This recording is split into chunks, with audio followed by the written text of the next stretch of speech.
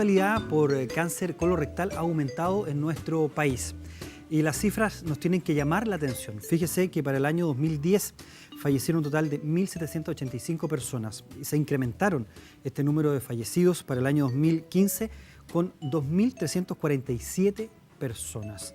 Eso según las cifras del MinSal, del Ministerio de Salud. Es claramente uno de los cánceres más frecuentes en Chile y se ubica en la 5ª posición en su frecuencia. Estamos junto hoy día al doctor Cristóbal Suazo, el coloproctólogo de Clínica Met. Gracias, Cristóbal, por estar hoy día con nosotros en el programa para abordar este tema y, como siempre decimos nosotros, abordarlo desde, ¿no es cierto?, la prevención, que es muy importante. Hola, Claudio. Buenas tardes. Muchas gracias por la oportunidad. Cristóbal, para precisar, ¿no es cierto?, porque nosotros hablamos de colon, hablamos de intestino grueso y la gente, ¿no es cierto?, dice, bueno, ¿dónde están? Ubíquenme. ¿Podemos ubicar a las personas? En la anatomía del colon. Vamos a aprovechar este esquema. Acá, para que se puedan ubicar más o menos la localización, esto que se ve aquí al medio es el intestino delgado. El intestino delgado está rodeado por el colon, que consta de varias partes. Esta es la parte inicial donde se inicia, que se llama ciego, sigue por un colon ascendente, todo el colon transverso, baja por el lado del colon izquierdo, hasta que termina, si es que se puede desarmar esto. Sí, desarma nomás, totalmente desarmable, sí. Eso. Hasta que termina en la parte final, que es el recto. Correcto. De hecho, por eso es importante hablar, se habla de cáncer colorectal, porque esto implica toda la longitud del colon, que mide aproximadamente 1,20 m, más la porción final, que es de los últimos 15 centímetros, que es el recto. Claro, mira, acerquemos si quieres el modelo. Lo vamos a acercar acá. No te preocupes, aquí se le cayó el estómago, lo ponemos acá también, no hay problema. Y mira, saquemos acá, porque ahí lo vamos a mostrar mejor. Perfecto. Entonces, tenemos esta porción, ¿no es cierto?, que tú señalabas que es el intestino grueso, ¿no es cierto? Así es. Ascendente, transverso, descendente, y esto da la vuelta acá, ¿no es cierto? Llega ahí y se conecta, si quieres lo ponemos ahí, Perfecto. ¿no es cierto? Esta sería la anatomía. Así es. Y del recto viene el ano, ¿no es cierto? Y ahí, por ahí salen las deposiciones. Esta es la razón. Y qué interesante la razón además, porque aquí podemos ver hacia adelante, ¿no es cierto? La vejiga, en el caso de la mujer, ¿no es cierto?, el útero con las trompas uterinas, etc. En el caso del hombre, la próstata. La próstata, exacto. Ahora, en esta anatomía, ¿dónde, en qué lugar se asientan principalmente los tumores o los cánceres de colon y recto? Yo te tengo acá si quieres y tú lo puedes mostrar. El cáncer colorectal puede comprometer cualquier lugar del colon o del recto. Lo habitual y clásico que siempre se ha descrito es que el cáncer colorectal se sitúa más frecuentemente en el lado izquierdo, que sería toda la parte del recto, ¿Ya? hasta, ¿Voy adelante? ¿Ahí? hasta este segmento aproximadamente. Pero eso en el último tiempo también ha cambiado. Correcto. Y la verdad es que ya hoy en día aceptamos que se puede localizar en cualquier parte. Y como les mencioné, de ahí la importancia después vamos a hablar un poco más de la prevención, de los estudios preventivos, porque no solamente hay que mirar la parte final, sino que hay que mirar este 1,40 m prácticamente de longitud, y para eso hay que hacerlo con algunos métodos especiales. Sí, y tú señalas mirar, ¿no es cierto?, que es muy importante. Así y debemos es. decir que de ahí le viene la importancia de los exámenes a través de la colonoscopía o de la endoscopía digestiva alta, cuando estamos hablando de la parte superior del estómago, esófago, etc. Pero en este caso, de la colonoscopía, ¿no? Que nos permite, la colonoscopía como examen nos permite llegar hasta la última parte del colon hoy día. La colonoscopía nos permite ver el colon completo en toda su extensión hasta la parte final y de hecho ver los últimos centímetros del intestino delgado, y con eso uno se asegura que tuvo una revisión completa de todo el colon y el recto. Correcto. En esa revisión, que es importante porque si hablamos de prevención, de llegar a tiempo, hoy día la colonoscopía es el gold standard, el examen más importante que hacen ustedes en esta especialidad. Así es. ¿Qué permite ver, por ejemplo, divertículos, permite ver tumoraciones? ¿Qué podemos ver en una colonoscopía? Bueno, la enfermedad del colon no es solamente cáncer. Exacto. El cáncer es una parte, pero no es el porcentaje más grande. De hecho, las cosas que nosotros vemos. En la colonoscopía se pueden ver sitios de sangrado, se pueden ver los divertículos, como bien mencionabas, que son unas dilataciones que se producen principalmente al lado izquierdo del colon y que se asocian a dolor principalmente. Podemos ver los pólipos, que muchas veces son lesiones precancerígenas, y desde ese punto de vista la colonoscopía ayuda porque un pólipo cuando aparece normalmente es una cosa de 2-3 milímetros que se puede sacar en ese momento, y con eso muchas veces estamos previniendo después la formación de un cáncer. Sí. Aparte podemos ver otras cosas como por ejemplo las enfermedades de los hemorroides, Exacto. algunas enfermedades más específicas ya inflamatorias del intestino, entonces sirve para muchas cosas. Cristóbal, es muy importante y partimos hoy día, exprofesor, hablando de este examen, pues no tenemos que esperar los síntomas. Muy importante, no esperemos tener síntomas, no esperemos tener sangramiento, no esperemos tener problemas en el intestino. Lo que tenemos que hacer justamente es entender que el examen más importante y que nos permite incluso llegar mucho antes de los síntomas podrían ser tardíos, Cristóbal. Es decir, si ya tenemos sangramiento, ya podemos hablar de algunas complicaciones. Lleguemos antes. ¿Desde qué momento me tengo que hacer la colonoscopia? ¿Cuál es la edad indicada? Bueno, ahí hay varios factores que hay que considerar. En general podemos dividir a la población en gente que tiene factores de riesgo importantes de cáncer, ya sea por antecedentes familiares o por enfermedades previas. Y en ese caso no hay una edad específica, sino que va a depender de esos factores. De los antecedentes familiares, entonces, primero tener en consideración antecedentes de cáncer en la familia a nivel intestinal. Eso marcaría un precedente importante. Te pongo un ejemplo. Papá, el abuelo, la mamá tuvo cáncer de colorectal a los 40 años, por ejemplo. Debiera yo, entonces, así como el cáncer de mama, siempre hablamos de 5 años antes para la mamografía, debiera también cuánto antes o en qué periodo hacerme yo la primera colonoscopia siendo familiar directo. En el caso del colon son a lo menos 10 años antes. 10 años antes. Esos datos son muy importantes para que los tenga presente en la casa. Entonces, en este caso, debiera ser a los 30 años, los hijos, los familiares directos de esa persona ya debieran estar estudiados. Ya deben estar estudiados. Perfecto. Hablamos del examen, del momento en que hacer. Tú ibas con el tema de los parientes.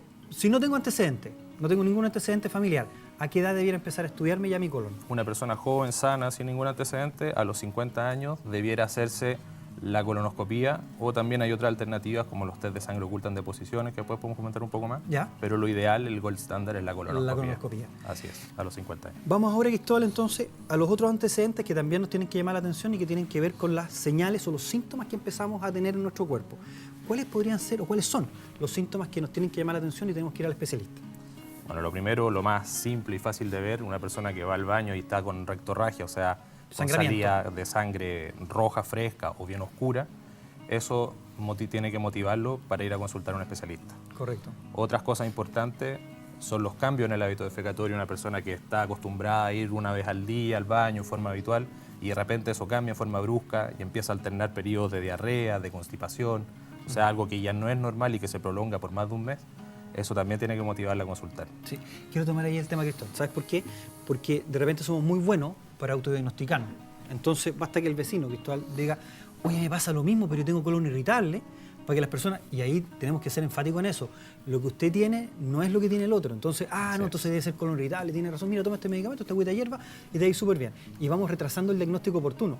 Y entender que el colon irritable es el diagnóstico que hace el doctor finalmente por descarte. Una vez que todo lo orgánico está descartado, está chequeado, funciona bien, entonces el doctor va a decir, de acuerdo, lo orgánico está muy bien, esto está en el área de lo psicosomático y lo tratamos, ¿no es cierto? Para que no compartamos estas recetas del vecino. Otras cosas importantes son la baja de peso, también, que sea inexplicada, sin hacer una dieta, alguna cosa específica, una baja de peso inexplicada, la presencia de anemia en forma inexplicada, todo eso tiene que motivar a consultar y evaluarse por un especialista. Absolutamente.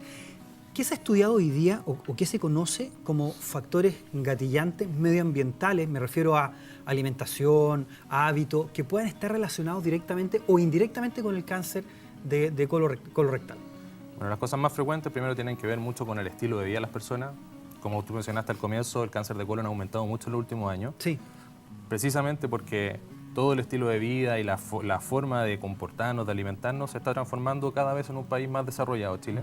Y en los países desarrollados el cáncer de colon es mucho más prevalente que en los países que están en vías de desarrollo o subdesarrollados.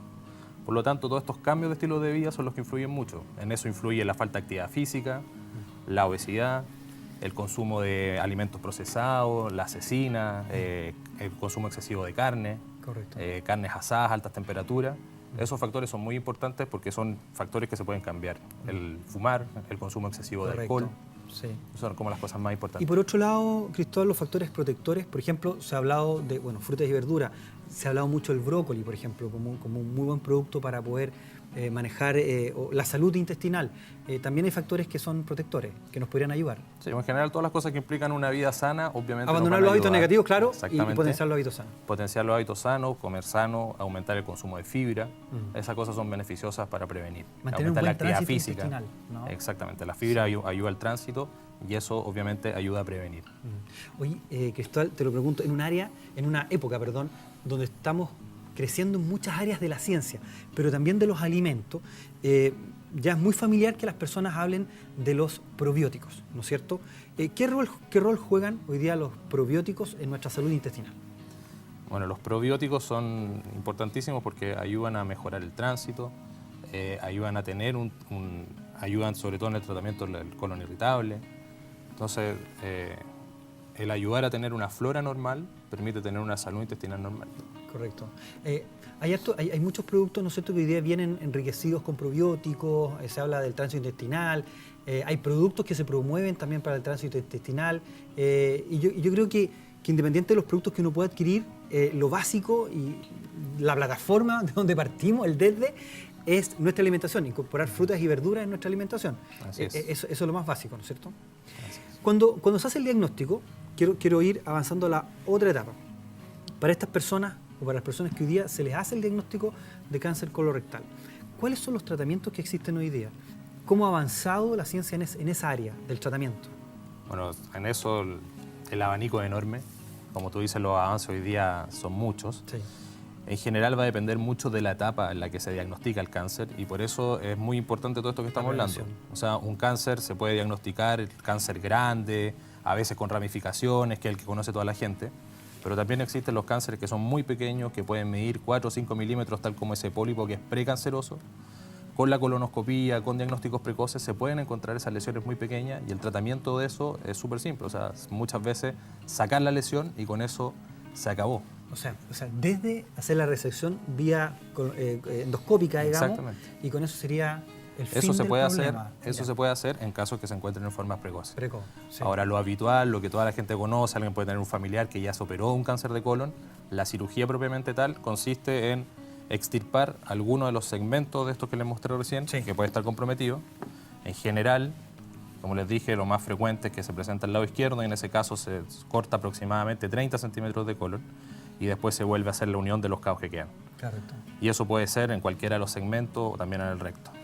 Cuando tú haces esa disección, ese corte, ¿no es cierto?, siempre se comprueba que ese borde esté libre de cáncer. Se hace una comprobación biópsica, con biopsia en ese minuto rápida para poder entender que lo que vas a unir está sano, ¿no es cierto? Eso se hace en pabellón, en general nosotros lo miramos.